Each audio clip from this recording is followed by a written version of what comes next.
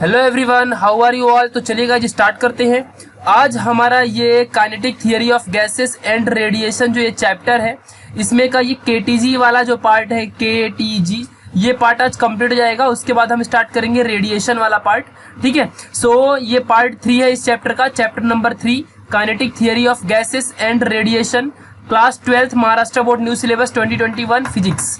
और ये है न्यू इंडियन एरा, आप देख रहे हो। इसके पहले हम लोग ने चैप्टर नंबर 1, चैप्टर नंबर 2 और इनके एक्सरसाइज और प्लस इस चैप्टर का जो part number 1, part number 2 most important है। पार्ट नंबर 2 में जो थियरी है एक, वहां पे आपको आइडियल गैस प्रेशर की जो थियरी है वो मोस्ट इंपॉर्टेंट है, उसे जरूर पढ़ लेना। और बहुत बड़ी थियरी भी है, बट एक दो बार रिवाइज करोगे जरूर आपको आ जाएगा। ओके, सो आप लोग सारी नोट्स भी यहाँ से कांटेक्ट करके ले सकते हो, डाउट्स भी अपने पूछ सकते हो या फिर ईमेल मुझे यहाँ पे कर सकते हो। ठीक है, तो चलिए स्टार्ट करते हैं। Like this video, also subscribe to this channel and press the bell icon for notification. देखो गाइज, अभी हम लोग यहाँ पे अच्छे से सारी चीजें पढ़ेंगे। सबसे पहले आप लोगों को कुछ चीजें बतानी है, कंसेप्ट बताने हैं, जिसे आप लोग को समझना पड़ेगा। ठीक है, बहुत सारे कंसेप्ट हैं जो कि अगर आप लोग समझ लेते हो तो बहुत ज्यादा फायदे में रहेगा। अभी देखो, हम यहाँ पे देखेंगे डिग्री ऑफ फ्रीडम। ये वर्ड ना थोड़ा सा अजीब सा आपको लग रहा होगा कि ये सब क्या आ गया। देखो, हम लोग ने देखा था कि अपने सामने यहाँ पे क्यूबिक बॉक्स था, ये क्यूबिक बॉक्स था और इसी बॉक्स कंटेनर के अंदर हमने बहुत सारी गैसेस भरी थी। ठीक है, आइडियल गैसेस, ये बातें आपको ध्यान रखना है। आइडियल गैसेस हमने भरा था। ठीक है, ये मोस्ट इंपॉर्टेंट है। और आइडियल गैस जो थी, अगर सपोज यहाँ पे एक गैस का मॉलिक्यूल है तो ये किसी भी डायरेक्शन में मूव कर सकता है। और मोस्टली हमने देखा था कि इसके पास सिर्फ 2 ही 3 डायरेक्शन है, वो भी एक्सिस के अलोंग, जो एक्सिस होते हैं इनके अलोंग। कौन से एक्सिस? X Y Z. ठीक है, तो जो ये एक सिंगल पार्टिकल है वो किसी भी एक्सिस के अलोंग मूव कर सकता है। ठीक है, हमने पूरा बेसिकली जो ढूंढा था वो नॉर्मली एक्स एक्सिस के अलोंग देखा था। फिर यहाँ पे देखो, ऐसे हमने सारी चीजें देखी थी, ऐसा अपने पास एक्सिसेस थे। ठीक है, सो ये जो यहाँ पे पार्टिकल है ये किसी भी एक्सिस के अलोंग मूव कर सकता है और ये फ्रीली मूव कर सकता है। तो जितने भी मोड में ये किधर भी जाएगा, किधर भी, किसी भी एक्सिस के अलोंग कैसे भी मूव कर सकता है रैंडमली। ठीक है, सो जो इसके मोशन का मोड है, मोड यानी कि किस मोशन में, किस डायरेक्शन में ये मूव कर सकता है और कितने बार ये मूव कर सकता है, वही होता है डिग्री ऑफ फ्रीडम। यानी कि फ्रीली वो मॉलिक्यूल किसी कंटेनर के अंदर कितने डायरेक्शंस में वो मूव कर सकता है, कितने तरीके के मोशन कर सकता है, वही होती है डिग्री ऑफ फ्रीडम। अभी आपको ये कंसेप्ट समझ गया होगा। अब ना जरा यहाँ पे आप लोग इसकी डेफिनेशन देख लो। जब डेफिनेशन देखोगे तो शायद आपको सारी चीजें समझ में आ जाएंगी। जो डिग्री ऑफ फ्रीडम है of a system are defined as the total number of coordinate, total number of coordinate. अभी तो फिलहाल अपने पास 3 टाइप के कोऑर्डिनेट है, एक्स वाई जेड। यहाँ पे जो एक्सिस है इन्हीं के कोऑर्डिनेट कहते हैं। तो total number of coordinate required to describe the position and configuration of the system completely. किसी भी सिस्टम, सपोज ये यहाँ पे अभी सिस्टम था अपने पास, ये सिस्टम है यानी कंटेनर। इस सिस्टम के अंदर जो पार्टिकल है तो इसके पास कितने ऐसे कोऑर्डिनेट है, जितने कोऑर्डिनेट्स में कोई भी पार्टिकल मूव कर सकता है। तो फिलहाल यहाँ पे तो अभी 3 कोऑर्डिनेट ही है ना, 3 एक्सिस ही है। ठीक है, सो ऐसे यहाँ पे मैक्सिमम 3 टाइप्स में यहाँ पे मूव कर सकता है। अब यहाँ पे हम देखते हैं कि किसी भी पार्टिकल का मोशन कितने टाइप का हो सकता है।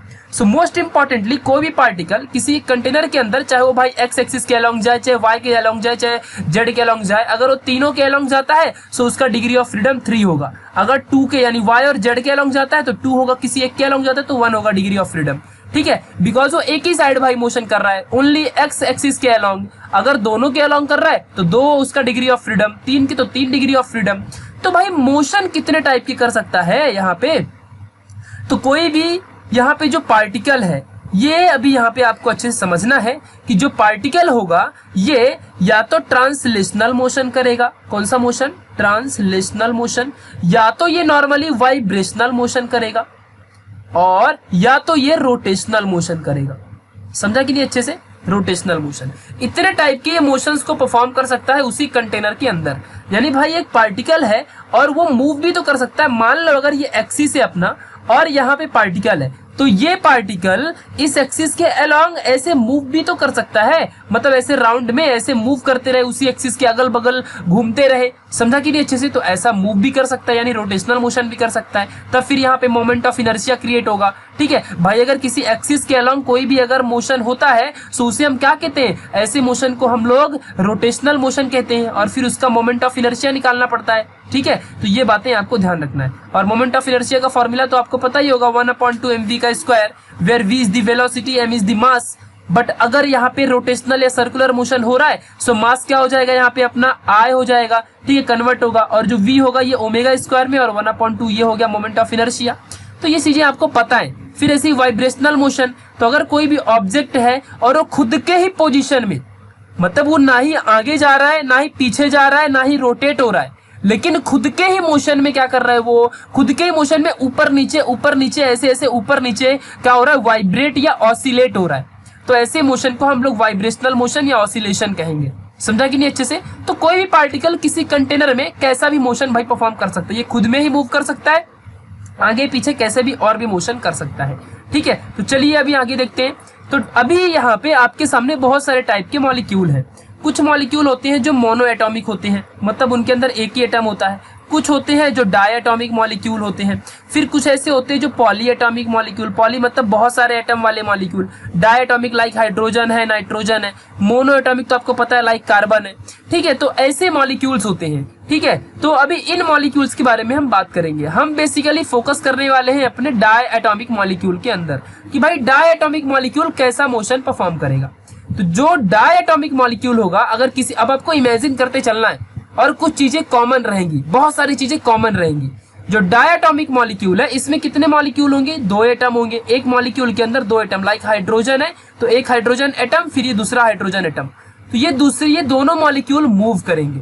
ठीक है, सो मोस्टली एक चीज अभी आपको यहाँ पे याद करना है, देखो जो डायटॉमिक मॉलिक्यूल है ये हमेशा नॉर्मली ट्रांसलेशनल मोशन करता है और रोटेशनल मोशन भी करता है, बट वाइब्रेशनल मोशन नहीं करता। वाइब्रेशनल मोशन जो कौन करेगा, एक सिंगल सा पार्टिकल जो खुद के ही पार्टिकल में क्या होगा, अगल बगल ऑसिलेट होगा, खुद में ही ऐसे ऐसे ऑसिलेट होगा, ये ऊपर नीचे ऐसे ऑसिलेट होगा, उसे कहेंगे वाइब्रेशनल मोशन। बट यहाँ पे डायटॉमिक मोस्टली वाइब्रेशनल नहीं करेगा, अभी नहीं, आगे हम समझेंगे, डोंट वरी। करेगा, ऐसा थोड़ी कि नहीं करेगा, करता है, क्योंकि भाई एक पार्टिकल तो परफॉर्म कर सकता है ना। बट अभी हमें ट्रांसलेशनल और रोटेशनल में फोकस करना है, बिकॉज आपकी जब टेक्स्ट बुक में इन चीजों को रीड करोगे ना, इन थियरीज को, आपको बहुत अजीब और अलग ही एक आपको दिखने वाला है, बट आपको थोड़े सा कंसेप्ट को समझते चलना है। ठीक है, चलो, तो अगर मान लो यहाँ पे 3 टाइप्स की एक्सिस है, एक जेड एक्सिस है, वाई एक्सिस है और यहाँ पे एक्स एक्सिस है। अभी आपको ऐसा कंसीडर कर लो कि जो अपना एक्स एक्सिस के अलोंग हम ज्यादा फोकस करते हैं, हमने आइडियल गैस इक्वेशन वाला जो प्रेशर का हम लोग ने बहुत बड़ा सा थियरी किया था, उसमें हमने एक्स एक्सिस के ऊपर फोकस किया था। तो मान लो ऐसा कि डायटॉमिक मॉलिक्यूल में ये एक पहला पार्टिकल और दूसरा पार्टिकल, ये दोनों पार्टिकल यहाँ पे अपने एक एक्सिस के अलोंग, यहाँ पे देखो जेड एक्सिस है और इसके अलोंग ये क्या कर रहे हैं, मूव कर रहे हैं। और ये पार्टिकल जो है किसमें है, एक्स एक्सिस में बैठे हुए हैं, और इन दोनों के पार्टिकल के सेंटर से एक एक्सिस वाई एक्सिस जा रहा है, और ये दोनों पार्टिकल यहाँ पे जो जेड एक्सिस है इसके अलोंग रोटेट कर रहे हैं। मतलब जेड एक्सिस कुछ ऐसा है और एक पार्टिकल यहाँ पे, दूसरा पार्टिकल यहाँ पे, और ये ऐसा मोशन कर रहा है। ठीक है, उसके अगल बगल गोल गोल घूम रहे हैं। तो यहाँ पे ये सेंटर हो जाएगा, और ये जेड एक्सिस है ये क्या हो जाएगा, एक एक्सिस हो जाएगा जो कि सेंटर से जा रहा है, किसी भी सर्कल के सेंटर से जा रहा है। तो इसका मोमेंट ऑफ इनर्शिया क्या बनेगा फिर, तो यहाँ पे बन जाएगा I omega square 1/2।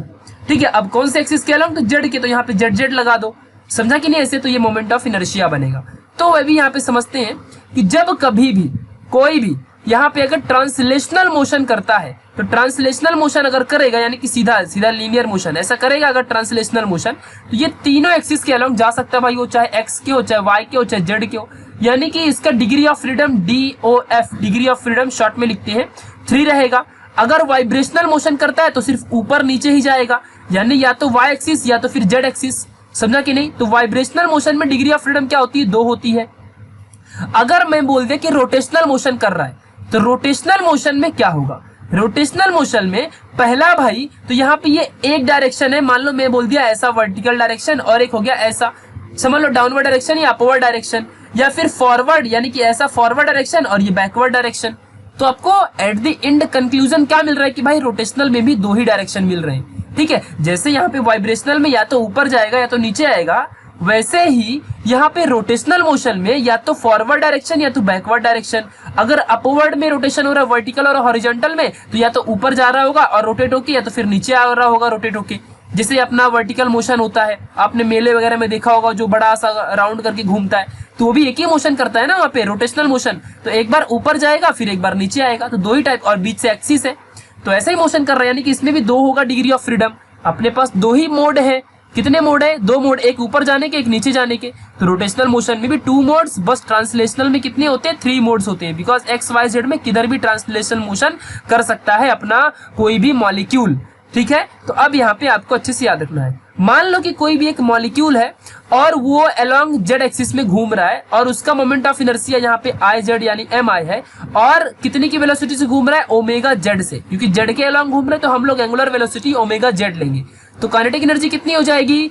1/2 I Z omega Z का स्क्वायर। आपको पता ही है कि काइनेटिक एनर्जी क्या होती है, 1/2 आई जेड ओमेगा जेड का स्क्वायर हो जाएगी। जेड एक्सिस के अलोंग, ये जेड एक्सिस है अपना, यहाँ पे जेड एक्सिस के अलोंग अगर ये दोनों पार्टिकल मूव कर रहे हैं और ये है एक्सिस यहाँ पे सेंटर में, तो जब सेंटर में एक्सिस है और इसके अलोंग यहाँ पे ऐसे कुछ मोशन हो रहा है, तो ऐसे मोशन में यहाँ पे जो जेड है ये एक अपना एक्सिस हो गया और इसके अगल बगल रोटेशनल मोशन क्रिएट हो रहा है, और रोटेशनल मोशन में moment of inertia 1/2 I omega square होती है। तो अपने को देखो फाइनली ये मिल जाएगा। ठीक है, फिर वैसे ही वाई एक्सिस के अलोंग देख लेते हैं, तो 1/2 I Y omega Y square मिल जाएगा। तो फिर भाई टोटल एनर्जी कितनी होगी? तो टोटल एनर्जी, पार्टिकल की total energy, diatomic molecule जो पार्टिकल है उसके टोटल एनर्जी की हम बात कर रहे हैं, तो उसके टोटल एनर्जी एक होगी ट्रांसलेशनल और दूसरी होगी रोटेशनल, बिकॉज अभी यहाँ पे दो ही हो रहा है। ठीक है, तो चलो फिर भाई देख लेते हैं ट्रांसलेशनल में। तो ट्रांसलेशनल कितने बार होता है? 3 टाइम्स होता है। 3 टाइम्स, तो एक बार होगा एक्स एक्सिस के अलोंग, एक बार होगा वाई एक्सिस के, एक बार होगा जेड एक्सिस के अलोंग। तो यहाँ पे मिल गया काइनेटिक एनर्जी ट्रांसलेशनल मोशन में 1/2 mv स्क्वायर होती है, और ये होगा 3 मोशन के अलोंग, 3 एक्सिस के अलोंग, तो तीनों एक्सिस के अलोंग इसका जो भी काइनेटिक एनर्जी है हमने लिख लिया। फिर रोटेशनल मोशन में क्या होगा? रोटेशनल मोशन तो दो टाइप के ही इसकी डिग्री ऑफ मोड होते हैं, डिग्री ऑफ फ्रीडम होता है, यानी कि या तो वो जेड में जाएगा एक्सिस के अलोंग या तो फिर वाई एक्सिस के अलोंग, मतलब दो ही एक्सिस के अलोंग रोटेशनल मोशन होगा। ये आपको अभी दिमाग में बिठा लेना है। ठीक है, तो अगर एक जेड के अलोंग हो रहा है और वाई के अलोंग हो रहा है, तो यहाँ पे दोनों के लिए moment of inertia, because rotational motion में kinetic energy 1/2 I Z omega Z होता है, तो ये बातें आपको याद रखनी है। ठीक है, मोमेंट ऑफ इनर्शिया जहाँ पे आई वाई और आई जेड है। ठीक है, तो ये हो गया, देखो यहाँ पे काइनेटिक एनर्जी दोनों का मिल गया, हमने दोनों को ऐड कर दिया, तो टोटल जो यहाँ पे एनर्जी होगी, टोटल एनर्जी वो translational energy plus rotational energy. Why? Because यहाँ पे जो डायटॉमिक मॉलिक्यूल है ये एक्स एक्सिस के अलोंग देखो मूव कर रहा है और यहाँ पे रोटेट कर रहा है अलोंग द जेड एक्सिस, और जहाँ पे जेड एक्सिस एक्सिस का काम कर रहा है, जेड एक्सिस जो है वो सेंटर में एक्सिस का काम कर रहा है, जो कि रोटेशनल मोशन दिखाता है। और जो यहाँ पे दोनों पार्टिकल है, ये दोनों जो पार्टिकल है, ये दोनों पार्टिकल सारे एक्सिस के अलोंग मूव कर सकते हैं, बिकॉज भाई ट्रांसलेशनल मोशन एकदम सीधा मोशन है। ठीक है, तो किधर भी ये लोग मूव कर सकते हैं, चाहे वो एक्स एक्सिस के अलोंग हो, चाहे वाई एक्सिस के अलोंग हो, चाहे जेड एक्सिस के अलोंग हो। इसके लिए यहाँ पे ऐड करने के बाद अपने को ये वैल्यू मिलेगी। चलो आगे बढ़ते हैं। चलो अभी हम लोग को पता है, उसे याद रखना आप लोग। चलो अभी हम लोग को ये चीजें पता है, आपको कंसेप्ट समझना है, बाकी कुछ इसमें प्रूफ जैसा कुछ है नहीं। हम लोग को मालूम है कि इक्वी पार्टीशन ऑफ एनर्जी क्या होता है, हमने इसके पहले वाले पार्ट में देखा था। इक्वी पार्टीशन ऑफ एनर्जी में हमने देखा था कि चाहे कोई भी एक गैस कंटेनर है, उसके अंदर चाहे कितने भी 1000 करोड़ पार्टिकल आने दो, इन दोनों का पार्टिकल का समझ लो, अभी यहाँ पे कोई भी एक पार्टिकल उठा लो, मान लो ये पार्टिकल है, फिर ये पार्टिकल है, फिर ये पार्टिकल, ये पार्टिकल, ये पार्टिकल, ये पार्टिकल, सभी पार्टिकल की जो काइनेटिक एनर्जी है, हम लोग एक पार्टिकल की काइनेटिक एनर्जी तो देख नहीं सकते, क्योंकि ये आइडियल गैस इक्वेशन और काइनेटिक थियरी में हम कभी भी गैसेस के सिंगल पार्टिकल के लिए प्रॉपर्टीज को बता नहीं सकते, ये इम्पॉसिबल हो जाता है, बिकॉज ये रैंडम मोशन में होते हैं। हमने ये सब पढ़ा था पहले और दूसरे पार्ट में अपने वीडियो की। ठीक है, तो ये बातें ध्यान रखना। तो हम लोग क्या बात करते हैं? एवरेज की बात करते हैं। टोटल मतलब सारे के सारे पार्टिकल्स का जो एवरेज होगा वो निकाल के हम लोग स्टडी करते हैं।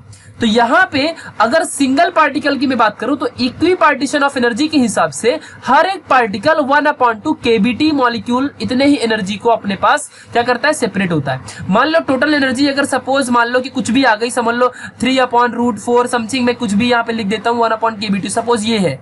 ठीक है, तो ये टोटल एनर्जी है सपोज, है एवरेज टोटल। तो एक पार्टिकल की कितनी होगी, चाहे वो कुछ भी हो जाए, लेकिन एक पार्टिकल की एनर्जी 1/2 kBt ही होगी, जहां पे T है टेम्परेचर, Kb है बोल्ट्जमैन कांस्टेंट। और 1/2 नॉर्मल एक वैल्यू है, ठीक है। तो ये बातें आपको याद रखनी है, चाहे कुछ भी हो जाए। एक पार्टिकल की एनर्जी कितनी होगी, 1/2 kBT ही होगी। ये हमने इक्वी पार्टीशन ऑफ एनर्जी में अच्छे से समझा था पहले वाले वीडियो में। चाहे तो आप अभी याद कर लो, चाहे जो भी हो, समझने की इतनी कोई जरूरत भी नहीं है इसको।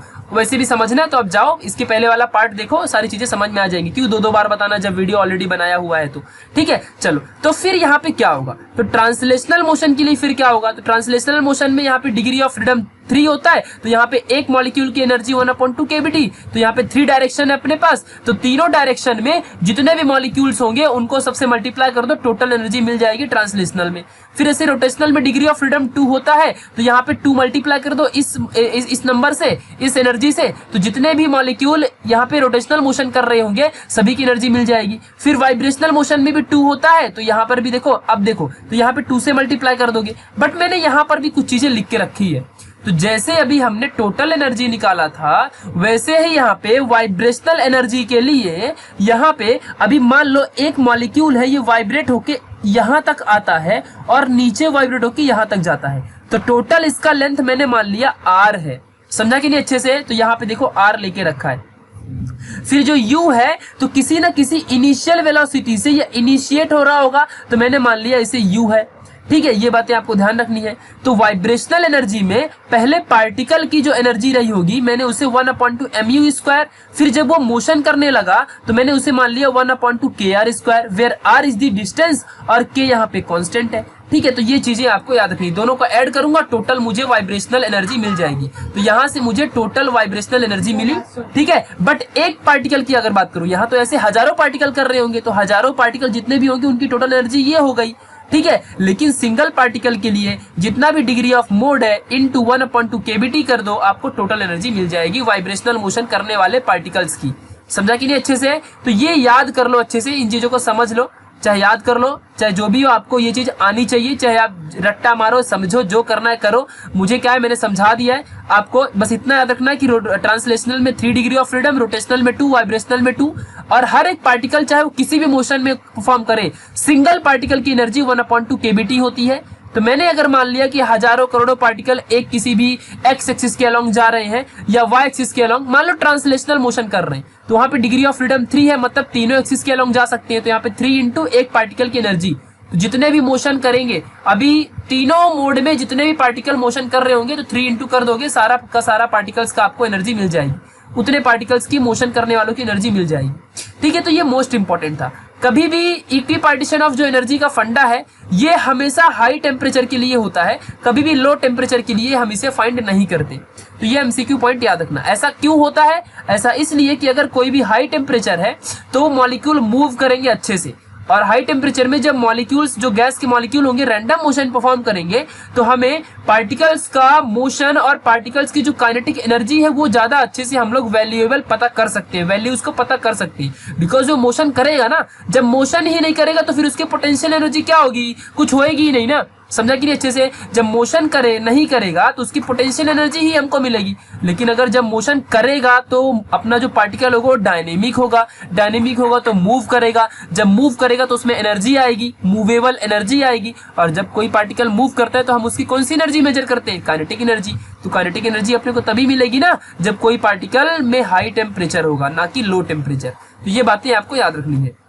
चलिए नेक्स्ट पॉइंट है स्पेसिफिक हीट कैपेसिटी के बारे में पढ़ते हैं। आपने इसको 10th में भी पढ़ा था, चैप्टर नंबर 5 साइंस 1 के, ठीक है, साइंस 1 के चैप्टर नंबर 5 में पढ़ा था, हीट चैप्टर का नाम था, वहां पे स्पेसिफिक हीट कैपेसिटी पढ़ी थी। स्पेसिफिक हीट कैपेसिटी किससे मिलती है, MC, अरे यहाँ पे MC डेल्टा T, ये होता है टोटल स्पेसिफिक हीट कैपेसिटी का जो भी फॉर्मूला।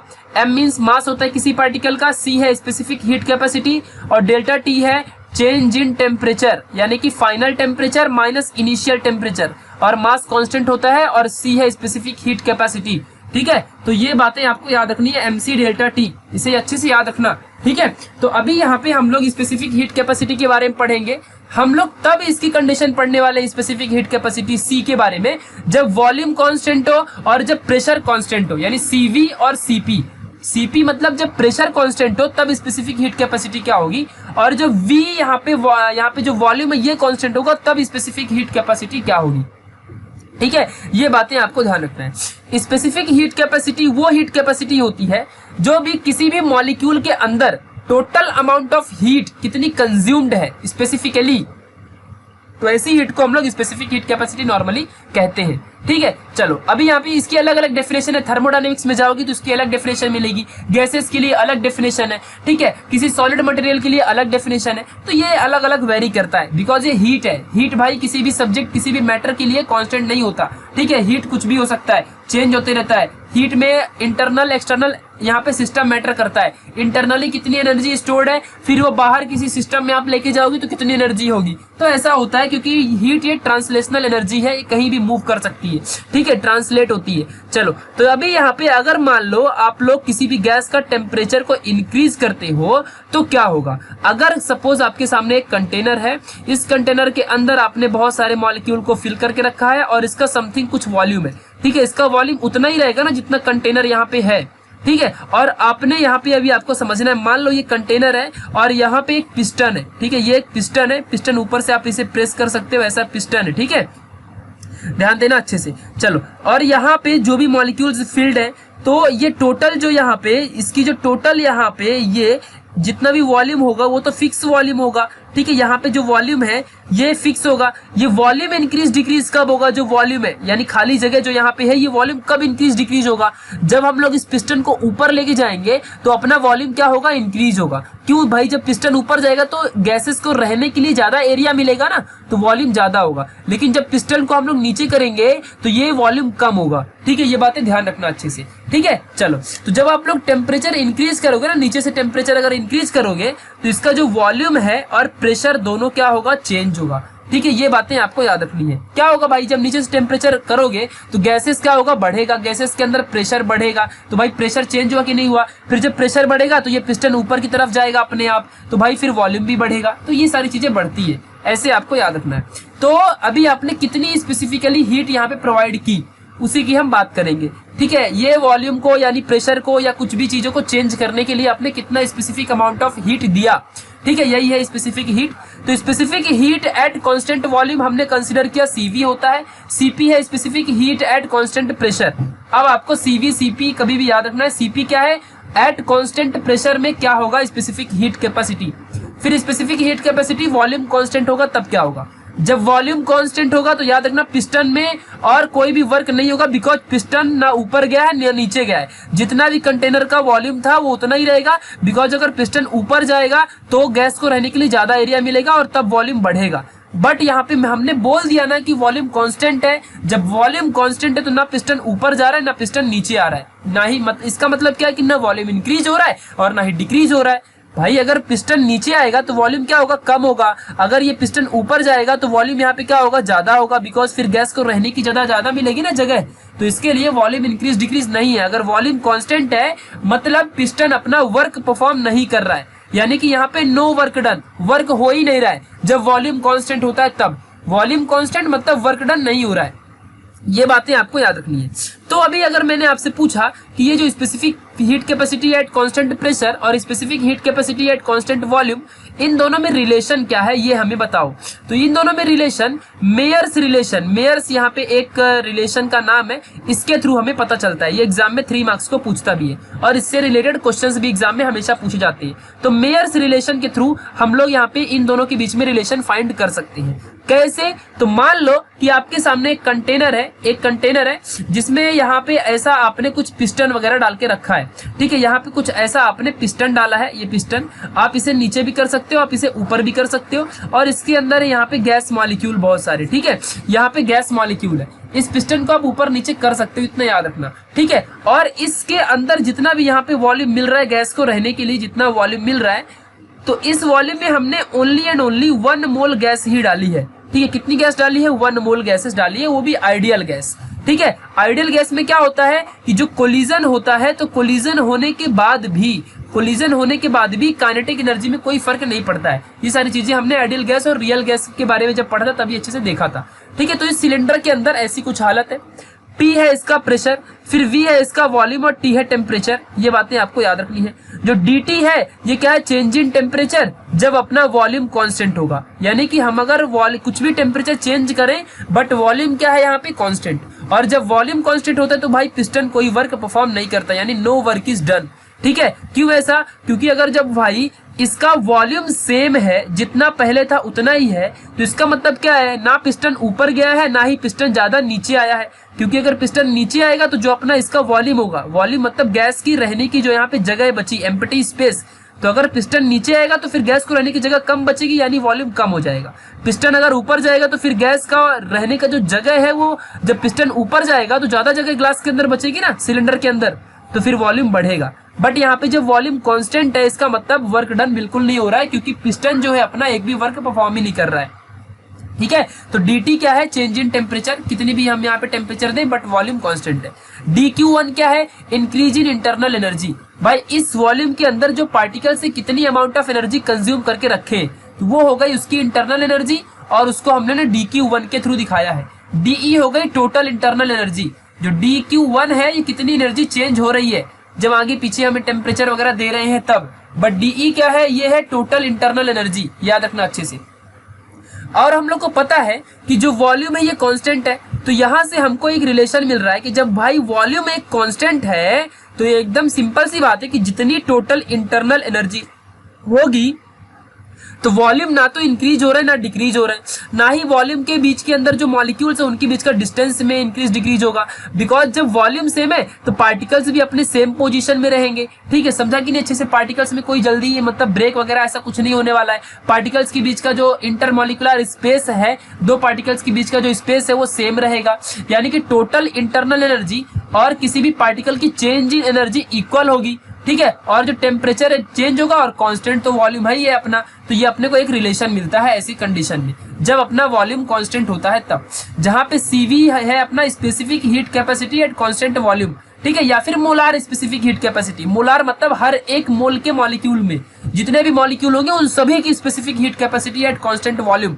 तो एक बात याद रखना, जब कांस्टेंट वॉल्यूम होती है तो जगह एकदम फिक्स है, यानी जितने मॉलिक्यूल है जहां है वो वैसे ही रहेंगे, उनके बीच में जो कांस्टेंट यहाँ पे रिलेशन होगा वो एकदम फिक्स रहेगा, बीच में जो स्पेस है वो कभी चेंज नहीं होगा, और इसके लिए जो उनके बीच की इंटरनल एनर्जी है वो भी कभी चेंज नहीं होगी, और जो किसी भी पार्टिकल में एनर्जी चेंज हो रही है यानी dq1 ये भी कभी फिर उतना ही रहेगा।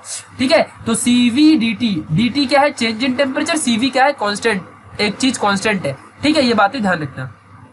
तो कुछ वैसा अपने को रिलेशन मिला, उस रिलेशन को याद रखना, अभी हम इस्तेमाल करेंगे DE = CV dt, याद रखना अच्छे से। नेक्स्ट है, अभी जब कभी भी यहाँ पे गैस है हीट की गई, मान लो आपने गैस को बहुत ज्यादा हीट किया, ठीक है, सेम टेम्परेचर के साथ, जो भी आपने इसके पहले टेम्परेचर दिया था, जो dt आपने जो भी दिया था, सेम टेम्परेचर से आपने गैस को हीट किया, बट कभी एट कांस्टेंट वॉल्यूम नहीं, इस बार एट कांस्टेंट प्रेशर। तो जब आप लोग, ये आपके सामने गैस है यहाँ पे कंटेनर, और कंटेनर में यहाँ पे पिस्टन है, पिस्टन यहाँ पे ऐसे रहेगा, और वॉल्यूम कांस्टेंट इस बार नहीं है, इस बार प्रेशर क्या है, कांस्टेंट है। तो भाई प्रेशर कैसा भी रहने दो, जब आप यहाँ से टेम्परेचर इसको दोगे तो यहाँ पे प्रेशर क्या होगा, चाहे कुछ भी रखो लेकिन ये पिस्टन तो ऊपर जाएगा ही जाएगा, समझा कि नहीं? यहाँ पे तो यहाँ पे वॉल्यूम क्या होगा, इंक्रीज होगा ही होगा। जब भाई टेम्परेचर दोगे तो प्रेशर यहाँ पे चाहे कुछ भी रहने दो लेकिन पिस्टन तो ऊपर जाने वाला है, चाहे जो भी हो जाए, ड्यू टू प्रेशर। वो भी कौन सा प्रेशर, इन गैस मॉलिक्यूल के नहीं, ड्यू टू इवेपोरेशन, जो यहाँ पे इवेपोरेशन का प्रेशर है, उसके वजह से यहाँ पे जो अपना जो भी पिस्टन है ये ऊपर जाएगा और फिर वॉल्यूम इंक्रीज होगी, तो वॉल्यूम यहाँ पे चेंज होगा। हमने डीवी मान लिया कि चेंज इन वॉल्यूम है, तो फिर टोटल वर्क कितना हुआ, तो टोटल वर्क जितने प्रेशर से ये वॉल्यूम चेंज हुआ है उसे हम कहेंगे DW मतलब चेंज इन वर्क या फिर वर्क डन, क्योंकि भाई अभी वर्क होगा ना, बिकॉज वॉल्यूम इंक्रीज डिक्रीज हो रहा है कंटेनर का, तो यहाँ पे वर्क कर रहा है अपना पिस्टन। जब अपना पिस्टन वर्क कर रहा है तो कितना वर्क किया इसने, PV DV किया, इतना वर्क इसने परफॉर्म किया। सो अभी यहाँ पे इसकी इंटरनल एनर्जी भी चेंज होगी प्रेशर के लिए, ठीक है। तो इंटरनल एनर्जी कितनी चेंज होगी, जितनी पहले इंटरनल एनर्जी थी प्लस अभी कितना वर्क परफॉर्म किया, यही इसकी होगी total internal change in total energy, ठीक है। और चेंज इन टोटल एनर्जी किसके इक्वल रहेगी, जितना हमारा specific heat at the constant pressure और कितना टेम्परेचर हमने दिया, ठीक है, ये बातें आपको याद रखनी है। Where CP is nothing but वही same specific heat constant pressure में, वो भी मोलार, यानी कि हर एक मॉलिक्यूल के लिए कितना अमाउंट ऑफ हीट कैपेसिटी आपने प्रोवाइड किया है, तो यही होगा। ठीक है, एकदम सिंपल सा कांस्टेंट, सिंपल सा एकदम चिंदी सा कंसेप्ट है। ठीक है, बस आपको इतना याद रखना है भाई, जब अभी टेम्परेचर चेंज हो रहा है और वॉल्यूम भी चेंज होगा तो वर्क परफॉर्म करेगा। टोटल इंटरनल एनर्जी डीई थी, अभी कुछ वर्क परफॉर्म हुआ तो फिर टोटल यहाँ पे चेंज इन एनर्जी कितनी हो गई, तो डीई प्लस डी डब्ल्यू हो गया। ठीक है, और उसके बाद यहाँ पे इक्वल टू सीपी की वजह से चेंज हुआ था ना एट कांस्टेंट प्रेशर, और कितना टेम्परेचर दिया था डीटी, तो ये दोनों को मल्टीप्लाई करोगे तो आपको टोटल चेंज इन यहाँ पे इंटरनल एनर्जी मिल जाएगी। अभी यही रिलेशन हम लोग यूज करेंगे, और यही रिलेशन यूज करके हम लोग यहाँ पे देखो एक चीज फाइंड कर दिए। देखो फ्रॉम इक्वेशन नंबर 1 से हमको इक्वेशन नंबर 1 से मिला था कि D E is equal to C V D होता है।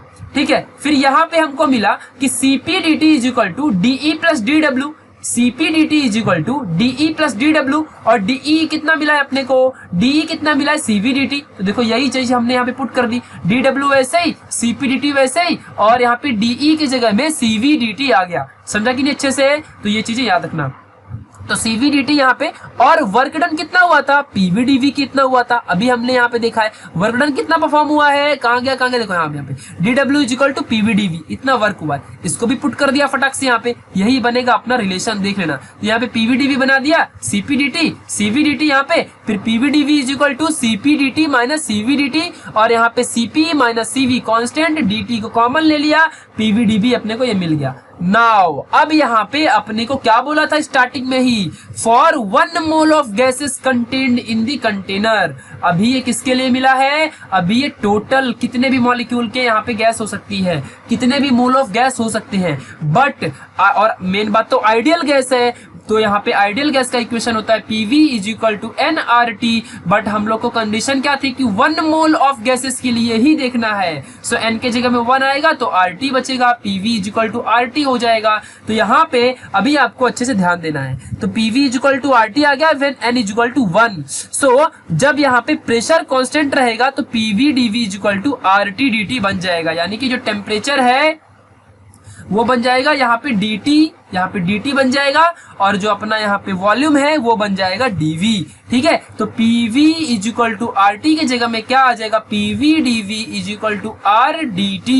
समझा कि नहीं, क्योंकि यहाँ पे प्रेशर जब कांस्टेंट है तो यहाँ पे टेम्परेचर भी चेंज होगा और वॉल्यूम भी चेंज होती है। ठीक है, ये बातें आपको याद रखना है, क्योंकि भाई प्रेशर तो टेम्परेचर तो चेंज हो ही रहा है, बट अभी यहाँ पे वॉल्यूम थोड़ी कांस्टेंट है, ओनली प्रेशर कांस्टेंट है। तो प्रेशर तो अपना देखो वैसा ही है, प्रेशर में कुछ चेंज आया क्या, नहीं, लेकिन यहाँ पे वॉल्यूम और टेम्परेचर तो चेंज आएगा ही, और आर तो कांस्टेंट वैल्यू होती है, तो याद रखना अच्छे से। सो यहाँ से अपने को क्या मिल गया, पीवी डीवी की वैल्यू कितनी मिली, पीवी डीवी की यहाँ से वैल्यू निकाल लो, सीपी माइनस सीवी डीटी आ गया, यहाँ पे देखो पुट कर दिया, यहाँ पे आर डीटी है, डीटी से डीटी यहाँ पे हो जाएगा कैंसल, देखो यहाँ पे डीटी से डीटी हो गया कैंसल, और CP is equal to R मिल जाएगा। ठीक है, और यही होता है मेयर्स रिलेशन, जो कि हमको सीवी और सीपी के बीच में, यानी कि specific heat capacity at constant volume और specific heat capacity at constant pressure, इन दोनों कंडीशन में दे रहा है। कांस्टेंट वॉल्यूम में कोई भी वर्क डन नहीं होता है, जब प्रेशर कांस्टेंट होता है उस टाइम पे वॉल्यूम चेंज होता है, चाहे वो इंक्रीज हो चाहे डिक्रीज हो, यानी वर्क डन होता है। तो ये बातें आपको अच्छे से याद रखनी, जब प्रेशर चेंज होगा तो वर्क डन होगा,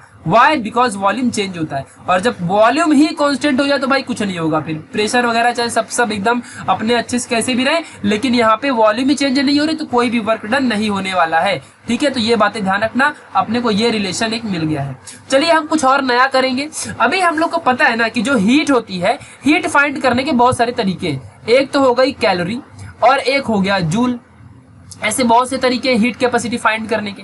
ठीक है, तो चलिए भाई हम अभी देखते हैं, अपने को एक ये रिलेशन मिला है, यहाँ पे ध्यान देना अच्छे से, कि हम लोग मान लो कि यहाँ पे जूल में हम लोग मेजर कर रहे हैं अपने हीट को, मान लो ऐसे जूल में मेजर कर रहे हैं, पहले कैलोरी में था, तो जूल से डिवाइड कर देंगे टोटल वैल्यू को आर की, भाई R is equal to C P minus C V है ना, यानी टोटल वैल्यू आर की है, आर में मैंने जूल से डिवाइड कर दिया, तो अपने को टोटल यहाँ पे, और जो जे है मैकेनिकल इक्विवेलेंट है, यानी कि सीपी जो है हीट कैपेसिटी है, ये जो हीट कैपेसिटी है, ध्यान दो अच्छे से यहाँ पे जरा, जो सीपी होती है ये कैलोरी में मेजर करते हैं हम लोग, किसमें मेजर करते हैं, कैलोरी में। ठीक है, और जो यहाँ पे आर है ये भी हम लोग नॉर्मली कैलोरी में ही मेजर करते हैं, तो इसको जूल में कन्वर्ट करने के लिए यहाँ पर ओनली हम लोग जूल से डिवाइड करेंगे, बिकॉज यहाँ पे तो ऑलरेडी मेंटेन्ड है। ठीक है, इसके लिए तो यहाँ पे जूल से डिवाइड करना पड़ेगा। जूल क्या है? मैकेनिकल इक्विवेलेंट ऑफ हीट है, जस्ट और कुछ नहीं, इतनी छोटी सी बात है। ठीक है, नाउ आगे कंसीडर कर लो, ऐसा कंसीडर करो कि Cp is equal to m not Sp है, where m not is the molar mass of the gases,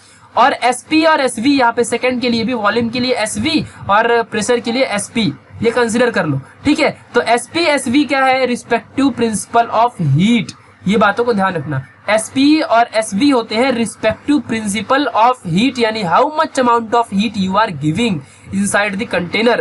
तो Sp Sv ये क्या है? प्रिंसिपल ऑफ हीट है, जिसे आपको अच्छे से याद रखना है। और m क्या है यहाँ पे? m नॉट मोलार मास, यानी कि जितने भी मॉलिक्यूल कंटेनर में होंगे उनका total mass is nothing but molar mass of that gases. ठीक है, तो ये यहाँ पे हम कंसिडर करेंगे, बिकॉज अभी हमको सारे मॉलिक्यूल के बारे में देखना है। तो हम इस वाले रिलेशन में पुट कर देंगे m not Sp minus m not Sv, m not cancel, यहाँ पे कॉमन ले लेंगे तो Sp माइनस Sb, और देखो यहाँ पे आ गया m नॉट, तो अपने को एक और रिलेशन मिल गया टोटल मॉलिक्यूल के लिए। ठीक है, तो Sp माइनस Sv क्या है यहाँ पे? यह है प्रिंसिपल ऑफ हीट। ठीक है, ये बातें ध्यान रखना अच्छे से, जो कि मोस्ट और चिंदी सा इंपॉर्टेंट था। चलिए अब हम लोग यहाँ पे देखेंगे मोनो एटॉमिक गैस के लिए। भाई मोनो एटॉमिक गैस के लिए क्या होगा? जब एक single gas, only and only single gas ही सिर्फ किसी कंटेनर के अंदर, only one atomic, single atomic gases ही ओनली यहाँ पे क्या होगी? मूव होगी, ओनली सिंगल एटॉमिक गैसेस ही मूव होगी। तो क्या होगा? तो जब मोनो एटॉमिक गैस यानी सिंगल मॉलिक्यूल होगा तो वो हमेशा ट्रांसलेशनल मोशन ही करेगा, यानी कि वो मॉलिक्यूल या तो वो किसी y एक्सिस के, या तो x एक्सिस के, या तो z एक्सिस के, किसी भी एक्सिस के अलोंग मूव कर सकता है, यानी कि वो ट्रांसलेशनल मोशन कर सकता है। x y z किसी के भी अलोंग मूव करेगा, यानी कि वो ट्रांसलेशनल मोशन ही करेगा। और एक पार्टिकल की जो टोटल यहाँ पे पार्टीशन के थ्रू हमको एनर्जी मिलती है 1/2 kb होती है, kb dt। ठीक है, kb t, और 3 इंटू यहाँ पे 3 modes of degree of freedom होता है ट्रांसलेशनल मोशन में, हमने देखा था। तो 3 इंटू मल्टीप्लाई कर दूंगा, टोटल एनर्जी मिल जाएगी। समझा कि नहीं? फिर यहाँ पे स्पेसिफिक हीट कैपेसिटी जो है ये चेंज हो रही है, तो change of energy in given time ये होगा एट कांस्टेंट वॉल्यूम में जितनी भी हीट चेंज हो रही है, तो जितना एनर्जी चेंज हो रही है टाइम में, यही स्पेसिफिक हीट कैपेसिटी होगी एट कांस्टेंट वॉल्यूम। तो DE कितनी हो गई? टोटल एनर्जी कितनी है? 3/2 kb dt यहाँ पे आ गई। देखो एक मॉलिक्यूल के लिए कितना था यहाँ पे? देखो अगर मान लो 3/2 kb t यहाँ पे सिंगल मॉलिक्यूल के लिए है ना, बट अगर मैंने बोल दिया कि भाई 100 ऑफ मॉलिक्यूल्स, तो क्या करोगे? यहाँ पे 100 से मल्टीप्लाई करोगे इसकी जगह में। तो ऐसे ही अगर मैंने बोल दिया कि n नंबर ऑफ पार्टिकल्स हैं, तो n नंबर ऑफ पार्टिकल के लिए Na लगाऊंगा, और यहाँ पे t, तो Na क्या है? नंबर ऑफ पार्टिकल, कितने पार्टिकल इस कंटेनर के अंदर है, भले मोनो एटॉमिक सिंगल पार्टिकल ही है। ठीक है, जैसे डायटोमिक H2 हो गया, वैसे ही मोनो एटॉमिक ही गैस रहने दो। ठीक है, चलेगा। जैसे हीलियम हो गया, ठीक है, ऐसी चलेगा, उससे कुछ फर्क नहीं पड़ता है। फिलहाल हीलियम तो अपनी यहाँ पे है, डायटोमिक है, बट फिर भी कोई भी एक सिंगल एटॉमिक गैस ले लो, भले वो कैसी भी हो, बट यहाँ पे वो किसी भी एक्सिस के अलोंग मूव कर सकती है, किसी भी एक्सिस के अलोंग मूव कर सकता है, और कितने भी पार्टिकल हो सकती है। सो यहाँ पे n क्या है? Number of particle. तो मैंने यहाँ पे n ले लिया, where n is the number of particle, kb dt। यहाँ पे टाइम क्या है? यहाँ पे t से t कैंसल, और यहाँ पे नंबर ऑफ पार्टिकल, और kb क्या होता है? बोल्ट्जमैन कांस्टेंट, जो कि r के इक्वल है, कांस्टेंट ही होता है। हमने देखा था पहला स्टार्टिंग वाले लेक्चर में, सबसे फर्स्ट लेक्चर में देखा था हमने कि Na kb क्या होता है? r होता है। ठीक है, ये बातें ध्यान रखना अच्छे से। हमने पहले ही चैप्टर नंबर, ये जो 3rd था, इसका पहला पार्ट आप जब देखोगे तो r is equal to Na kb होता है। तो यहाँ पे kb और ये Na के बदले में हमने यहाँ पे रख लिया r। यहाँ पे देखो kb और n के जगह में r रख लिया, t से t कैंसल, 3/2 kb, 3/2 r आ गया cv की वैल्यू। फिर Cp आ गया। हम अभी मोनो एटॉमिक गैस के लिए फाइंड कर रहे हैं रिलेशन, याद रखना अच्छे से। तो Cp/Cv में हमको पता है कि भाई यहाँ पे क्या होता है अच्छे से, बहुत ही मोस्ट इंपॉर्टेंटली। तो Cp minus Cv is equal to R होता है, ये हम लोग को मालूम है। इसी रिलेशन से देखो जरा, ये रिलेशन आ गया, Cp की वैल्यू निकाल लिया, R प्लस Cv। Cv कितना मिल गया? 3/2 R। यहाँ पे देखो मिल गया ना 3/2 R, यहाँ पुट कर दिया Cv की जगह में 3/2 R, सॉल्व किया 5/2 R मिल गया, यानी Cp की वैल्यू भी आ गई। अब दोनों के बीच में रिलेशन, दोनों को डिवाइड कर दिया, तो यहाँ पे देखो अपने को मोनो एटॉमिक गैसेस के लिए रिलेशन अपने को मिल गया। तो मोनो एटॉमिक गैसेस की रिलेशन क्या होता है? यहाँ पे जस्ट आपको डिवाइड करना है Cp/Cv, क्योंकि रेशियो चाहिए। Cp की वैल्यू 5/2 R, Cv की वैल्यू 3/2r, दोनों को सॉल्व करोगे तो मोनो एटॉमिक गैसेस के लिए जो यहाँ पे specific heat capacity at constant pressure and constant volume के लिए 5:3 का रेशियो होता है। इसे आपको याद रखना है, बस यही फाइंड करना था, ठीक है। ये बातें ध्यान रखना। मतलब अगर आपको कांस्टेंट प्रेशर दिया है और आपको यहाँ पे पूछ लिया कि चलो मुझे बताओ भाई specific heat capacity at constant volume ये फाइंड करो, तो आपको पता होना चाहिए कि 5/3 का एक रिलेशन है। इस रिलेशन को पुट करो, Cp की वैल्यू डालो, फटाक से आंसर निकालो, ठीक है। तो ये बातें ध्यान रखना, only for monoatomic gases. Now अभी यहाँ पे देखेंगे for diatomic gases like HCl है, 2 एटम, एक हाइड्रोजन एक Cl हो गया, CO यानी कार्बन एक ऑक्सीजन हो गया, N2 यानी नाइट्रोजन नाइट्रोजन, ऑक्सीजन यहाँ पे हो गया O2, ठीक है। तो इन गैसेस की अभी हम बात करेंगे, यानी कि डाई एटॉमिक गैसेस की बात करेंगे, ठीक है, जो कि मोस्ट इंपॉर्टेंट है। चलिए, तो गैसेस यहाँ पे जो होती है डायटॉमिक गैसेस, ये मान लो कि यहाँ पे कांस्टेंट टेम्परेचर में है। तो डायटॉमिक जो मॉलिक्यूल्स होते हैं हमने देखा था कि ये ट्रांसलेशनल और रोटेशनल भी करते हैं, दोनों डिग्री ऑफ फ्रीडम में होते हैं, ठीक है। तो जब ट्रांसलेशनल होगा तो यहाँ पे 3 टाइम मल्टीप्लाई होगा, टोटल एनर्जी की बात कर रहा हूँ, और प्लस जब यहाँ पे रोटेशनल होगा तो 2 से मल्टीप्लाई होगा। और Na क्या है, यहाँ पे जब Na नंबर ऑफ पार्टिकल के लिए, तो यहाँ पे देखो 3/2 Na यहाँ से आ गया, देखो 3/2 NaKBT, और यहाँ पे 2/2 NaKBT, बिकॉज ये 2 इससे मल्टीप्लाई होगा ना, तो 2/2 बचेगा, काट के बाद में 1 कर दो। टोटल सॉल्व करोगे तो 5/2 NaKBT आ जाएगा। आपकी टेक्स्ट बुक में ऐसा बिल्कुल भी नहीं दिया, डायरेक्टली ये लिख दिया है, बट आपको ये समझना पड़ेगा कि आपकी टेक्स्ट बुक में नहीं है, तो यहाँ से आप लिख लो इसे, ठीक है। क्योंकि देखो एक पार्टिकल की एनर्जी 1/2 KBT होती है, ठीक है। मैंने बोल दिया कि यहाँ पे ट्रांसलेशनल मोशन कर रहा है ये जिस भी पार्टिकल की एनर्जी है, तो आप क्या करोगे भाई कि ट्रांसलेशनल मोशन में जो डिग्री ऑफ फ्रीडम होता है वो 3 होता है। वाई, बिकॉज वो किसी भी एक्सिस में परफॉर्म कर सकता है, चाहे वो एक्स एक्सिस हो, चाहे वो वाई एक्सिस हो, चाहे वो जेड एक्सिस हो, कोई भी एक्सिस हो, किधर भी मोशन कर सकता है। तो यहाँ पे क्या करूंगा, 3 से मल्टीप्लाई कर दूंगा कि भाई तीनों डायरेक्शन में जब ये पार्टिकल मूव करेगा तो टोटल एनर्जी कितनी होगी, समझा कि नहीं अच्छे से। तो 3 × 1/2 KBT यहाँ पे आंसर आएगा। ये किसके लिए हो गया, ट्रांसलेशनल के लिए। फिर ऐसे ही रोटेशनल के लिए यहाँ पे ओनली 2 एक्सिस में ही मूव करेगा ना, एक एक्सिस मतलब जिसको सेंटर मान रहा है, और एक एक्सिस जिसके वजह से ये गया। मान लो यहाँ पे 2 पार्टिकल हैं, ये ऐसा मूव कर रहे हैं, तो एक तो एक्सिस हो गया जो ये रहेगा, ठीक है, और दूसरा एक्सिस जो कि इन पार्टिकल से गया रहेगा।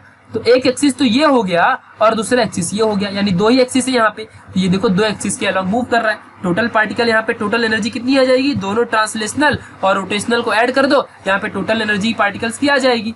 फिर अभी हम निकाल लेते हैं फटाक से CV के अभी हमको वैल्यू पता ही है कि CV = dE/dt होता है। अभी हमने देखा था कि total energy upon total time, यहाँ पे टेम्परेचर, ठीक है। तो 5/2 नंबर ए क्या है, ये कितने पार्टिकल, अभी देखो यहाँ पे एक पार्टिकल का 1/2 KBT है। मैं कहूं कि n नंबर ऑफ पार्टिकल है जो कि ट्रांसलेशनल मोशन करते हैं, तो आप क्या करोगे, यहाँ पे Na से मल्टीप्लाई कर दोगे, नंबर ऑफ पार्टिकल से मल्टीप्लाई कर दोगे, तो देखो यहाँ पे Na आ गया, समझा कि नहीं अच्छे से। और KBT, T से T कैंसिल फटाफट, यहाँ पे आ जाएगा 5/2 KBT, NaKBT, और NaKBT यहाँ पे क्या होता है, NaKB क्या होता है, R होता है। वैल्यू पुट करो, Cp - Cv, ये आपने को पता ही है, Cp - Cv = R, ठीक है। और यहाँ पे अभी फटाफट आपको Cp, यहाँ पे देखो CV मिल चुका है, 5/2R, पुट करो फटाक से, Cp की वैल्यू निकाल लो।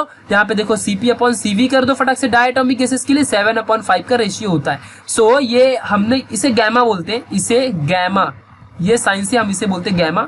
Cp/Cv ये हो जाएगा, रिलेशन आएगा 7/5 का, ठीक है। तो ये जस्ट एक रिलेशन है Cp/Cv का, इसके लिए डाई एटॉमिक गैसेस के लिए जस्ट एक रिलेशन है, कोई बड़ी बात नहीं है कि डिवाइड ही क्यों किया, हमने एक रिलेशन निकाला है। नॉर्मल रिलेशन यहाँ पे मेयर्स प्रोसेस से कैसे आया था, Cp - Cv का =R, बट अपने को यहाँ पे डाई एटॉमिक गैस के लिए फिर ऐसे यहाँ पे 7/5 है। मोनो एटॉमिक गैसेस अभी हमने देखा था तो Cv/Cv = 5/3 था, ऐसे अपने को रिलेशन मिलता है। तो ये हो गया मोनोएटॉमिक के लिए, ये हो गया डायटॉमिक के लिए, ऐसे ही ट्राइएटॉमिक के लिए, ऐसे ही और भी सारे एटॉमिक गैसेस के लिए आ जाएगा। बट प्रॉब्लम यहाँ पे एक चीज ऐसी आएगी, देखो अभी आपको अभी यहाँ पे कंसेप्ट समझना पड़ेगा। अभी तो हमने किसके लिए किया है, डायटॉमिक गैस के लिए किया है, बट डायटॉमिक गैसेस में कुछ गैसेस ऐसी भी हैं जो नॉर्मली रिजिड बॉडी के अलोंग मूव करती हैं, कुछ ऐसी है जो नॉन रिजिड बॉडी के अलोंग करती हैं, ठीक है। दोनों के लिए देखना है अपने को, ठीक है। तो अभी तक जो भी हमने देखा था यहाँ पे, तो ये हमने रिजिड बॉडी के लिए देखा था। रिजिड बॉडी में क्या होता है कि जो पार्टिकल्स होते हैं ये ऑसिलेशन नहीं करते हैं, ये रोटेशनल मोशन करते हैं। कैसा मोशन करते हैं? Rotational motion. रिजिड बॉडी में हमने देखा था, रिजिड बॉडी क्या होती है? जिसका मास वगैरह सारी चीजें नॉर्मल होती हैं, जो पार्टिकल्स का डिस्टेंस समझ लो, ये रिजिड बॉडी है, ये सेंटर है और इसके अगल बगल जो पार्टिकल्स हैं, यहाँ पे देखो ये जो पार्टिकल्स हैं, ये सारे पार्टिकल्स इक्वल डिस्टेंस में होते हैं रिजिड बॉडी के अंदर। ठीक है, मान लो कि ये अपने पास रिजिड बॉडी है, ये इसका सेंटर है। ठीक है, आपको इतना समझ के रखना है।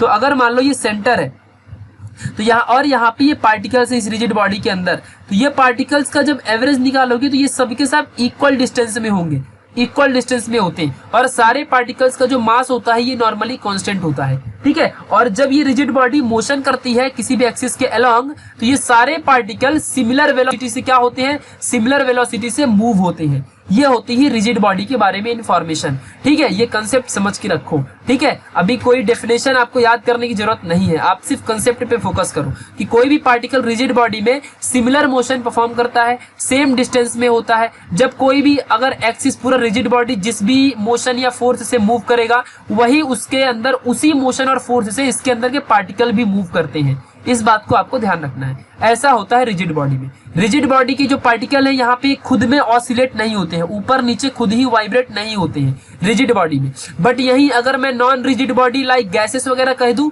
तो गैसेस वगैरह ये रोटेशनल मोशन भी कर सकते हैं किसी भी एक्सिस के अलोंग, और ये खुद के ऊपर यहाँ पे ऑसिलेट भी हो सकते हैं। तो ये बातें ध्यान देना। तो डायटॉमिक मॉलिक्यूल्स कैसे होते हैं? यहाँ पे रिजिड बॉडी भी होती है और नॉन रिजिड बॉडी भी होती है इनके अंदर, आपको ऐसा समझना है। ठीक है, चलो, तो अभी तक हमने यहाँ पे रिजिड बॉडी के बारे में यहाँ पे देखा। तो रिजिड बॉडी अगर होगी आपके सामने, रिजिड डायटॉमिक मॉलिक्यूल है, तो आपको यहाँ पे जो रिलेशन आएगा CP/CV का, ये 7/5 होता है। बट अगर यही रिलेशन नॉन रिजिड बॉडी के लिए आ गया, तो नॉन रिजिड बॉडी के लिए आपको रिलेशन मिलता है 9/7 का। और एक ही एक्स्ट्रा चीज ही है यहाँ पे, नॉन रिजिड बॉडी क्या होगी? गैसेस होगी। ठीक है, गैसेस। और गैसेस हमेशा रोटेशनल मोशन भी कर सकती है और वाइब्रेशनल मोशन भी कर सकती है, प्लस ट्रांसलेशनल मोशन भी कर सकता है। किसी कंटेनर के अंदर एक मॉलिक्यूल है, तो ये मॉलिक्यूल खुद में भी ऑसिलेट होगा ऊपर नीचे, ये यहाँ पे किसी भी एक्सिस के अलोंग भी रोटेट होगा। ठीक है, अच्छे से याद रखना। और दूसरी बात, ये रोटेशनल मोशन भी करेगा, ऐसे किसी भी एक्सिस के अलोंग ये मूव भी कर सकता है, तीनों मोशन परफॉर्म कर सकता है। तो जब ये ट्रांसलेशनल मोशन करेगा तो वही 1/2 NaKBT। देखो, किसी भी एक पार्टिकल की एनर्जी क्या होती है यहाँ पे? नॉर्मल, यहाँ पे किसी भी पार्टिकल की एनर्जी 1/2 NaKBT होती है। सिंगल पार्टिकल के लिए क्या होगी? ये तो कितने भी पार्टिकल के लिए हो गई ना, n नंबर ऑफ पार्टिकल के लिए हो गई। ठीक है, बट सिंगल पार्टिकल के लिए क्या होगा? 1/2 KBT होगा, बिकॉज Na की वैल्यू क्या हो जाएगी? तब 1 हो जाएगी इसके लिए। तो हम यहाँ पे n नंबर ऑफ पार्टिकल की बात करेंगे, n नंबर ऑफ के लिए क्या हो जाएगा? 3/2 NaKBT। तो ट्रांसलेशनल में डिग्री ऑफ फ्रीडम क्या होता है? 3 होता है, तो यहाँ पे 3 से मल्टीप्लाई किया। ऐसे ही रोटेशनल में 2 होता है, 2 से किया। वाइब्रेशनल में भी 2 होता है, तो 2 से किया। ये सारी चीजें आपको याद रखनी है, हमने अभी अभी देखा। टोटल ऐड करूंगा 7/2 NaKBT आ जाएगा। CV निकाल लूंगा सेम फॉर्मूले से, T से T कैंसिल कर दूंगा। यहाँ पे 7/2 NaKB की वैल्यू होती है R, यहाँ पे 7/2 R आ गया CV, यानी कि specific heat capacity at constant volume. फिर ऐसे यहाँ पे प्रेशर निकालूंगा इस फॉर्मूले से, CP - CV = R। यहाँ से आ जाएगा अपने को ये वाला रिलेशन, समझा कि नहीं अच्छे से? फिर यहाँ पुट कर दूंगा, 9/2 R आ जाएगा। फिर दोनों को डिवाइड कर दूंगा, 9/7 का अपने को यहाँ पे मिल जाएगा। डिवाइड करके तो देखो R से R कैंसिल हो जाएगा, 2 से 2 भी कैंसिल, 9/7 आ जाएगा। समझा कि नहीं? तो ये मिल गया यहाँ पे नॉन रिजिड बॉडी के लिए भी, लाइक गैसियस। बस फर्क सिर्फ इतना है कि non rigid body vibrational motion भी करता है, जबकि rigid body only and only ये सिर्फ ट्रांसलेशनल और रोटेशनल मोशन ही करता है। इन चीजों को याद रखना। नाउ अभी हम देखते हैं पॉली एटॉमिक मॉलिक्यूल के लिए, और ये है अपना लास्ट वाला टॉपिक। तो पॉली एटॉमिक मॉलिक्यूल के लिए क्या? पॉली एटॉमिक मॉलिक्यूल में ना ही यहाँ पे डायटॉमिक है, ना ही यहाँ पे मोनो एटॉमिक है। यहाँ पे पॉली मतलब होता है मेनी, यानी बहुत सारे। अब कितने भी आ सकते हैं, 4, 5, 6, 10 हजार करोड़, कितना भी। ठीक है, पॉली एटॉमिक मॉलिक्यूल के लिए बहुत सारे मॉलिक्यूल अगर कर रहे हैं, तो बहुत सारे मॉलिक्यूल है। अगर कोई भी सिंपल सा गैस का मॉलिक्यूल है, बिकॉज हम आइडियल गैस की बात कर रहे हैं, तो गैसियस यानी एक बहुत सी गैस मॉलिक्यूल के लिए क्या होगा? पॉली एटॉमिक मॉलिक्यूल में वो ट्रांसलेशनल भी परफॉर्म करेगा, रोटेशनल भी परफॉर्म करेगा, वाइब्रेशनल भी परफॉर्म करेगा, बिकॉज गैस का मॉलिक्यूल भाई कैसा भी कर सकता है। अभी हमने देखा नॉन रिजिड के लिए सेम है। अगर पॉली एटॉमिक नहीं होता तो यहाँ पे डायटॉमिक के लिए सेम कंडीशन आती, बट इसने यहाँ पे पॉली एटॉमिक की बात कर रखी है। और पॉली एटॉमिक में कोई भी मॉलिक्यूल हो, ट्रांसलेशनल मोशन तो भाई 3 एक्सिस के अलॉन्ग ही करेगा, रोटेशनल मोशन भी भाई 2 एक्सिस के अलॉन्ग ही करेगा, बट वाइब्रेशनल मोशन तो कितना भी कर सकता है ना, कितने भी नंबर ऑफ मॉलिक्यूल्स यहाँ पे परफॉर्म कर सकते हैं, कितने भी पार्टिकल्स यहाँ पे कितने भी बार वाइब्रेट हो सकते हैं, अपने को क्या पता कितनी बार वाइब्रेट होंगे, समझा कि नहीं अच्छे से। तो उसी को हमने एक फैक्टर एफ ले लिया और हमने बताया कि वो कोई भी पॉली एटॉमिक में जितने भी पार्टिकल होंगे वो सारे पार्टिकल जितने बार वाइब्रेट करेंगे वो एक फैक्टर एफ के इतना वाइब्रेट करेंगे, यानी कि वो जितने बार वाइब्रेट कर रहे हैं अपने को क्या पता, लाइक हम जैसे एन लेते हैं वैसे ही हमने यहाँ पे एफ ले लिया है, F number of times vibrate करेगा, समझा कि नहीं। एन क्यों नहीं लिया, बिकॉज ऑलरेडी यहाँ पे एन यूज है इसलिए हमने एन नहीं लिया, और स्मॉल एन हम लोग कब से मोल के लिए यहाँ पे डिनोट करते आ रहे हैं इसलिए हमने एन नहीं लिया, हमने एफ से दिखा दिया कि भाई एफ क्या है, इतने टाइम्स वाइब्रेशनल एनर्जी, यहाँ पे इतने टाइम्स वाइब्रेशनल मोशन कोई भी पार्टिकल परफॉर्म करेगा किसी कंटेनर के अंदर जब हजारों करोड़ों number of poly atomic molecules अगर अटैच है तो, ठीक है। तो यहाँ पे याद रखना अच्छे से। चलो, तो जब ट्रांसलेशनल मोशन करेगा तो 3 × 1/2 NaKBT, जब रोटेशनल मोशन परफॉर्म करेगा यहाँ पे, तो यहाँ पे देखो अच्छे से अभी आपको समझना है, जब पॉली एटॉमिक मॉलिक्यूल होगा, इस कंसेप्ट को बस ध्यान दो, पॉली एटॉमिक मॉलिक्यूल के लिए जब पॉली एटॉमिक मॉलिक्यूल होगा तो आपके सामने मान लो एक गैस इधर है एक गैस इधर है, ये तो डायटॉमिक के लिए था ना, ये डायटॉमिक देखो यहाँ पे एक ये मॉलिक्यूल एक ये मॉलिक्यूल, बट अगर मैं कह रहा हूँ पॉली एटॉमिक मॉलिक्यूल है, मतलब कितने भी एटॉमिक मॉलिक्यूल है, यहाँ पे कितने भी मॉलिक्यूल है, डिग्री ऑफ फ्रीडम अभी आपको यहाँ समझना पड़ेगा, ठीक है। तो पॉली एटॉमिक मॉलिक्यूल के लिए कितने भी मॉलिक्यूल हो सकते हैं, तो 2 मॉलिक्यूल, तो यहाँ पे 2 ही यहाँ पे रोटेशनल मोशन कर रहे हैं, एक एक्सिस के अलॉन्ग और एक एक्सिस जो इस पार्टिकल से गई है, इन दोनों पार्टिकल से जो एक्सिस गया है। बट पॉली एटॉमिक में ओनली 2 एटम नहीं होंगे यार, वहां पे बहुत सारे एटम होंगे। मान लो अगर मैंने कह दिया कि एक एटम ऐसा है और एक एटम इसके अलॉन्ग खुद में ही ऐसा रिवॉल्व कर रहा है, तो आप क्या कहोगे, ऐसा भी तो कंडीशन हो सकती है, एक एटम खुद में यहाँ पे ऐसा अकेले रिवॉल्व कर रहा है, दूसरा यहाँ पे खुद में रिवॉल्व कर रहा है, तीसरा यहाँ पे खुद में रिवॉल्व कर रहा है, तो ऐसा भी तो हो सकता है। तो मैक्सिमम कंडीशन कितनी आएगी भाई, 3 ही आएगी ना, बिकॉज एक्सिस भी तो 3 ही है, ठीक है, XYZ एक्सिस 3 ही है ना, तो मैक्सिमम यहाँ पे 3 टाइम्स ही रिवॉल्व कर सकता है। तो वो पॉली एटॉमिक के लिए रोटेशनल क्या आएगा, इसका DOF डिग्री ऑफ फ्रीडम 3 आएगा। इस बात को आपको अच्छे से याद रखना है, जो कि मोस्ट इंपॉर्टेंट था। तो 3 × 1/2 NaKBT हो जाएगा। ऐसे ही वाइब्रेशनल मोशन के लिए 2/2 NaKBT आ जाएगा, और ये F तो भाई क्योंकि भाई कितने टाइम्स वाइब्रेशनल मोशन कर रहे हैं अपने को क्या पता, तो फिर यहाँ पे 3/2 NaKBT, फिर यहाँ पे 3/2 NaKBT, F यहाँ पे 2/2 NaKBT आ जाएगा। काटना मत 2 को, नहीं तो फिर प्रॉब्लम हो जाएगी। यहाँ पे हमने कॉमन ले लिया 1/2 NaKBT को, अंदर बचेगा 3 + 2F, फिर 1/2 NaKBT साइड में, सबको ऐड किया तो 6 + 2F, यहाँ पे 2 कॉमन ले लिया तो अंदर बचा 3 + F, ठीक है। फिर यहाँ पे 3 + F आ गया, और यहाँ पे देखो 2 से 2 ये कैंसिल हो गया, यहाँ पे आपको समझा होगा, ये 2 से 2 कैंसिल हो गया, और यहाँ पे आ गया आपको 3 + F NaKBT। ऐसा आपके टेक्स्ट बुक में बिल्कुल भी नहीं दिया है, आप ऐसा कर लो, आपको सारी कंसेप्ट समझ में आ जाएगी। टेक्स्ट बुक में डायरेक्टली यहाँ पे ये वाला दे दिया है, ठीक है, 3 + F डायरेक्टली दे दिया है। फिर भाई एक बार अपने को E मिल गया ना, तो फिर क्या करना है, CV = DE/dt, पुट करो, T से T कैंसिल कर दो, 3 + F R आ जाएगा। फिर CP निकाल लो उस फॉर्मूले से, कौन सा, CP - CV = R फॉर्मूले से अपने को CP मिल जाएगा। CP मिला 4 + F, फिर उसका रेशियो निकाल लो, तो 4 + F/3 + F किसके लिए है, ये पॉली एटॉमिक मॉलिक्यूल के लिए। तो आपको ये सारी चीजें याद रखनी है, ठीक है, बाकी और कोई भी प्रॉब्लम इसमें नहीं है। तो thank you for watching this video. इसके बाद हम लोग रेडिएशन स्टार्ट करेंगे। आपको जस्ट सिर्फ इतना याद करना है कि आपके पास यहाँ पे 3 टाइप्स के मोशन है, एक है ट्रांसलेशनल मोशन, ठीक है, फिर दूसरा है आपके सामने यहाँ पे रोटेशनल मोशन, फिर आपके सामने तीसरा है वाइब्रेशनल मोशन। इतने ही आपके सामने मोशन है। फिर यहाँ पे आपको समझ के रखना है कि जब कभी भी मोनो एटॉमिक गैस होगी, फिर आपके सामने डायटॉमिक गैस होगी, फिर आपके सामने पॉली एटॉमिक गैस होगी, तो जो डिग्री ऑफ फ्रीडम होगा ट्रांसलेशनल में भी यहाँ पे मोनो के लिए 3 होगा, डायटॉमिक के लिए भी 3 होगा, पॉली के लिए भी 3 होगा, रोटेशनल यहाँ पे 2 रहेगा और यहाँ पे 3 होगा DOF। वाइब्रेशनल के लिए ये सब में 2 ही रहेगा, ठीक है। बट पॉली एटॉमिक के लिए कितने बार वाइब्रेशन कर रहे हैं अपने को पता है क्या, नहीं पता है, तो F × यहाँ पे 2 आएगा। बस यही चीज को आप याद कर लो। ऐसे ही चीजें आपको फायदा देती है किसमें, जब कभी भी आप एंट्रेंस वगैरह एग्जाम देते हो तो ये आपको याद कराने में हेल्प करेगी। तो पॉली एटॉमिक के लिए बस कंडीशन थोड़ी सी चेंज है, बिकॉज यहाँ पे बहुत सारे एटम है, बहुत सारे यहाँ पे एटम आ सकते हैं, इसके लिए बाकी आपको याद रखना है। तो ये हमने यहाँ पे क्या लिखा है, हमने यहाँ पे लिखा है degree of freedom. Degree of freedom मतलब कोई भी पार्टिकल कितने बार किधर मूव कर सकता है, यही होता है डिग्री ऑफ फ्रीडम। ठीक है, तो इस चीज को आपको अच्छे से याद करना है। ठीक है, तो डिग्री ऑफ फ्रीडम ट्रांसलेशनल में 3 होगा, बिकॉज तीनों एक्सिस के अलोंग मूव कर सकता है। डायटोमिक भी भाई तीनों एक्सिस के अलोंग मूव कर सकता है, पॉलीएटॉमिक भी तीनों एक्सिस के अलोंग मूव कर सकता है, बट रोटेशनल में यहाँ पे क्या होगा, ओनली 2 एक्सिस के अलोंग। ठीक है, 2 एक्सिस के अलोंग, बिकॉज 2 ही मॉलिक्यूल है ना, या तो एक खुद में होंगे एक एक्सिस के अलोंग, और एक एक्सिस जो इनके पास से गया है उसके अलोंग मूव करेंगे।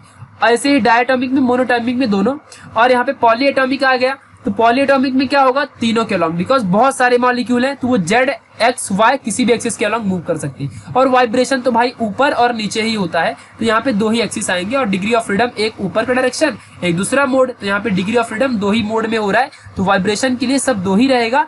बस पॉलीएटॉमिक के लिए बहुत सारे मॉलिक्यूल है, तो कितने मॉलिक्यूल यहाँ पे वाइब्रेशनल मोशन कर रहे हैं अपने को नहीं पता, तो F इंटू हमने कर दिया 2, यानी कि जितने भी होंगे मॉलिक्यूल वो 2 टाइम्स ऊपर वाइब्रेशनल मोशन कर रहे हैं। ऐसे आपको रीड करना है, तो ये एकदम बेसिक कंसेप्ट था। Thank you for watching this video guys, मिलेंगे नेक्स्ट वाली वीडियो में, तब तक के लिए बाय। और आप लोग यहाँ से कॉन्टेक्ट करके सारी नोट्स ले सकते हो। मिलेंगे नेक्स्ट वीडियो में, तब तक के लिए बाय।